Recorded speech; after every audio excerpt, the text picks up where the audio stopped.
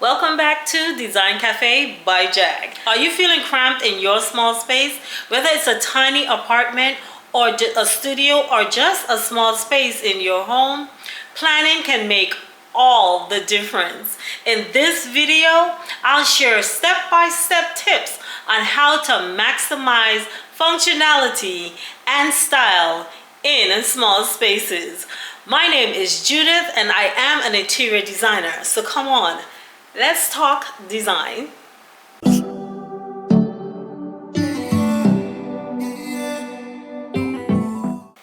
Guys, this week's video is going to be very interesting because I did get the comment that I am struggling with my small space in my apartment.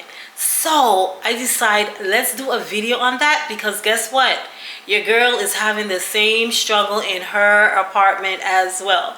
So I'm going to discuss with you in this video how I even started thinking about how I am going to organize my space so that my space can feel comfortable, it can feel cozy, and it can feel well put together with all these different design hacks that I am about to give you. If you follow these tips, I can assure you your space will start to feel put together.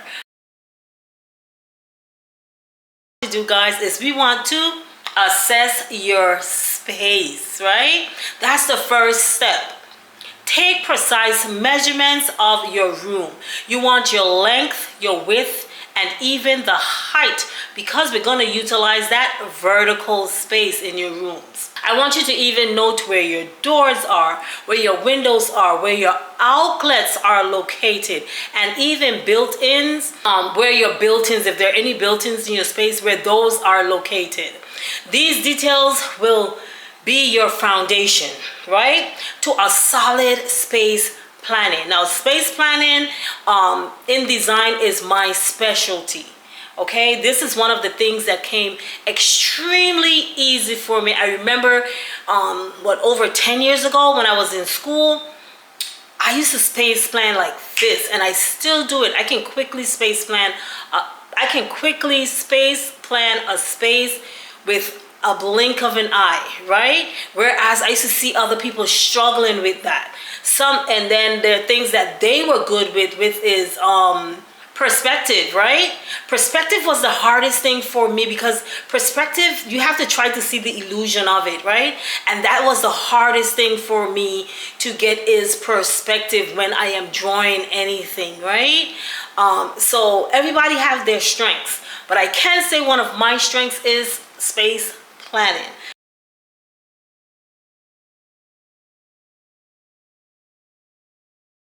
So the second thing we're going to do is we're going to define your needs. What are the functions that you're going to use each space for?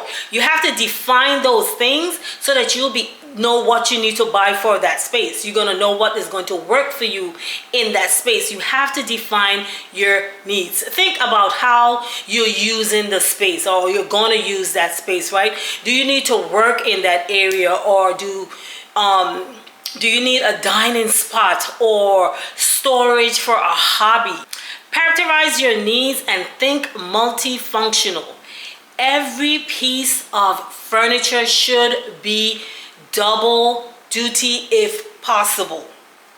So if you have an option to get a piece that is double duty, get the double duty piece. It's going to save you a lot on your storage or even on the functionality in that particular space.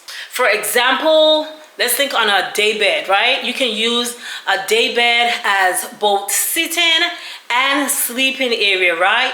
While you can use a folding table to act as a dining table and a workspace as well. So think on furniture pieces that are double duty. The next thing we're going to think about is laying out your space. Now, it's time to create the layout, right? Now, you can do a few things. If you think you're good at drawing out the shape of your room and putting a window where it is, putting a door where it's at, and then putting, if you want your bed to be on this wall or whatever. If you think you're good at that, definitely jump on your phone and your notes and do that. Or you can get some graph paper, right? So you can, if you have graph paper, and sometimes you can have graph paper that's in your notes, you can switch it to a graph paper, right? And for the graph paper, each box would be, say, a foot, okay? Or you can say each box is half of a foot, 6 inches. It all depends, however, but those boxes are going to give you guidance, and you're going to be able to proportionally put items into the space when you're doing your layout. So that's one way that you can definitely do your layout, right? So what you want to do is you want to start by positioning your large furniture, like your bed, your sofa, or even a desk. You want to put in the large pieces of furniture into the space first, and you want to say this is where that large piece is going to be located, okay? And then after that, we want to place things against the walls, right? Utilize your wall space. You don't want stuff floating in the middle of the room unnecessarily, okay? In a dining room, of course, that's going to be different. But when you're thinking on your living room in small spaces, you want to utilize your wall spaces. So place things against your walls or in corners to free up your floor space. Floor space is very critical in a small space. Keeping that floor space clear is very, very critical, right? You want to utilize your vertical space for storage. So think on shelves, hooks, and wall-mounted furniture. Those are going to become very important in terms of creating a space, a layout in a space that actually works for you when you have a small space. The space needs to be practical, and it needs to work. Like, it just has to be functional. It has to work for you. If your space is not practical, it's not functional, then that space is not working for you. And maybe we need to do the second thing that I'm going to talk about, which is removing furniture that you may have. And if you're liking all these gems I'm dropping right now, please go ahead and hit that subscribe button and tell a friend to tell another friend about this channel, that we are giving away free tea over here on Design Cafe by Jag. Now let's get into the rest of this video. So one of the main things that you have to do when you're planning, especially a bedroom, is you have to measure that space, right? So if you want to use a king bed in a room, your space should not be any smaller than a 12 feet by 12 feet. So 12 feet wide by 12 feet long would be the appropriate size for a king bed that will be able to house 2 nightstands at least. Next, if you have a queen bed, you want to have at least 10 foot by 10 foot space to accommodate a queen bed, right? So guys, I always say go with the queen size if you have to select between a queen and a full, because the difference is like about 2 inches, I think. So just go with a queen bed and done. And now if you have a twin bed, the space that will accommodate a twin bed is a 7 foot by 10 foot room. That's your minimum, guys. These are your minimums. So if you do not have at least a 12 foot by 12 foot room spacing, you do not need to be having a king bed. The bed is going to take over the space, and the space is going to feel very cramped. You can have more, but you shouldn't have less. Let go some of the furniture that you have. Maybe you're in a space with furniture that does not work for your space anymore. You may be in love with this piece of furniture because it was passed down to you, or you had it for 10 years. If you cannot refinish that furniture or make that furniture work in your space, or you're going for a particular look because you're getting older now and you want your space to feel more design, more comfortable, more cozy, more luxe looking, maybe you have the wrong furniture that you're trying to work with. Go ahead and get rid of those furniture. Put them on Facebook Marketplace. Try to sell them. give them to another family member. Maybe this is college furniture that you're trying to make work and create this luxe feeling and they're just not working. It could be your furniture. So get rid of those furniture. You're gonna have to bite the bullet and start over. Either refinish those furniture, give them away to a family member, or sell them, get rid of them, because you're gonna have to bring in some new pieces. Now, some of the things I know people try to hold on to is couches that were handed down. My mom handed this down to me, so I don't wanna get rid of it. Guys, you're gonna have to get rid of certain things, okay? Maybe it's a bookshelf. Mommy gave me this bookshelf, so I don't want to get rid of it. Okay, let's try and make that bookshelf work. How about we refinish the bookshelf into a more contemporary, modern color where it's going to now work in your space? Okay, maybe it's too big, so how about relocating it into another space? How about using it to do something else with versus being a bookcase? Okay, see if you can multifunction. Use your pieces multifunctionally. Change them into being some. Not because it's a bookcase, you have to use it as a bookcase. So you want to optimize your storage. In small spaces, storage is key. Look for hidden opportunities, like under bed or even behind doors. Under coffee tables.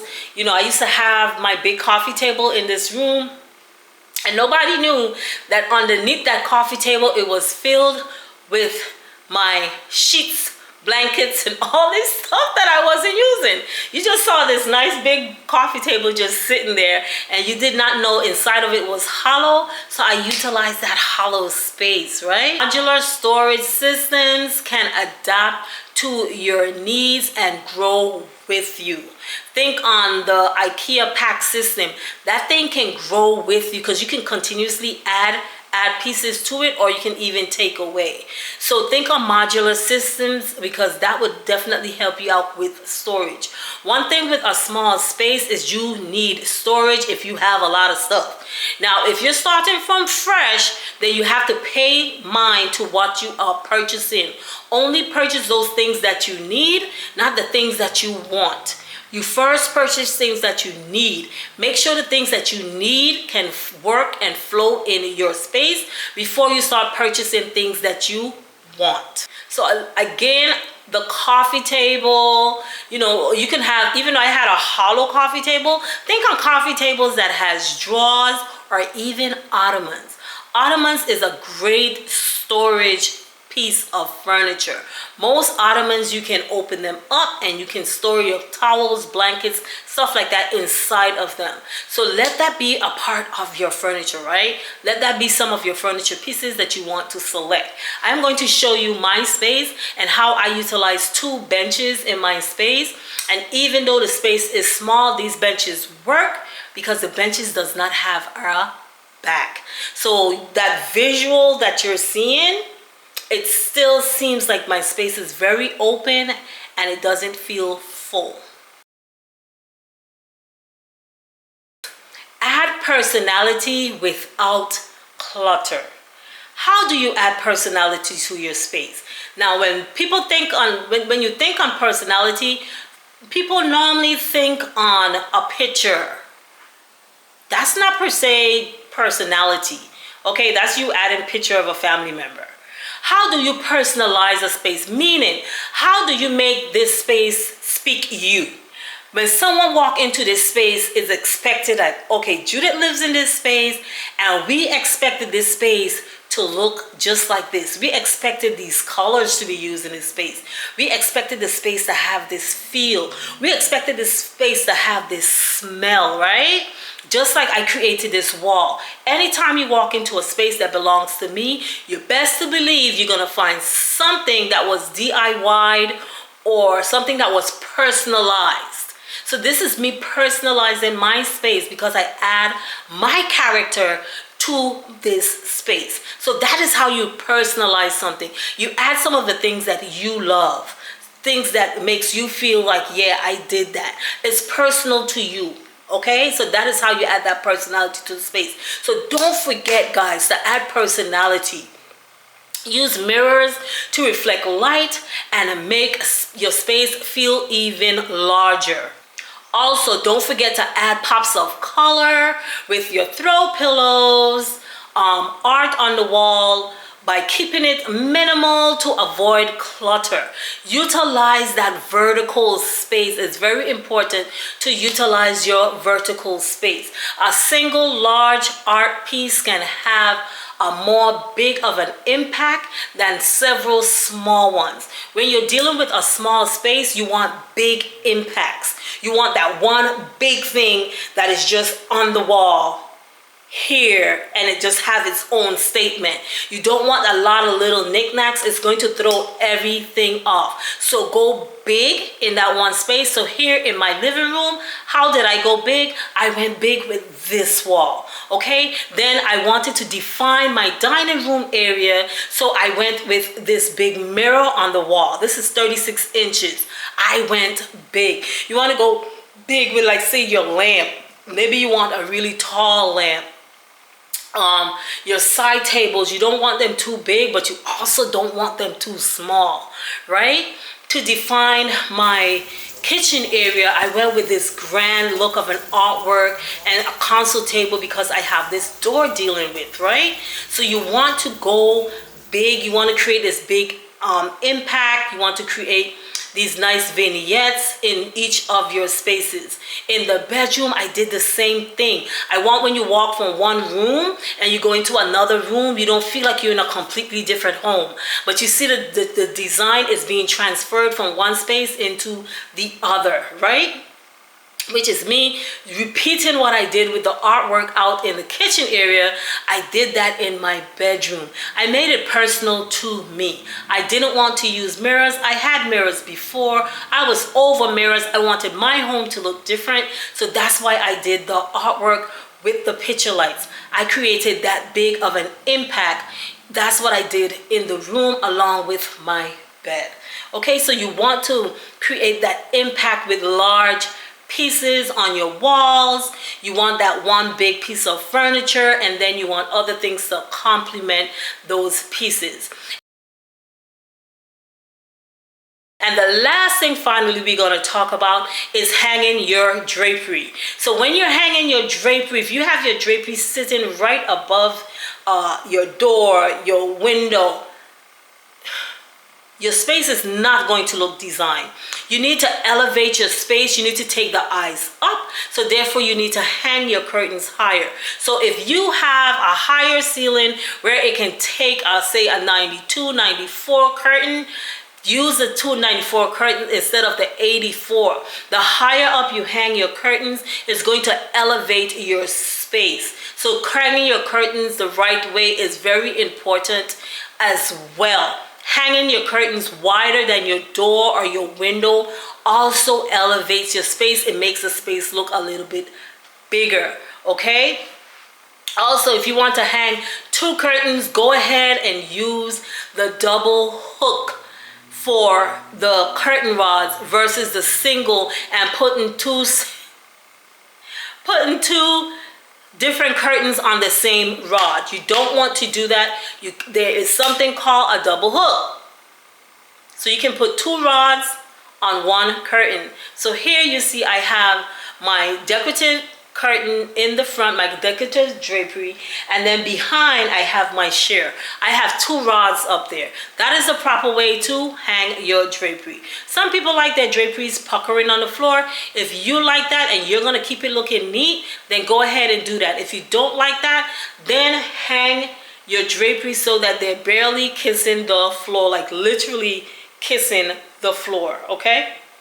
So that is the final tip for making your space, a small space, feel very designed, and how you space plan that space. So guys, that is it. That was quick, fast, and in a hurry, wasn't it, right? So with the right planning, even the smallest space can feel comfortable and functional. If you found these tips helpful, hit the like and subscribe for more design hacks. And don't forget to comment below What is your biggest challenge in planning a small space? Let's tackle it together. Don't forget that I offer design services. So if you need my design services, you can contact me down in the description.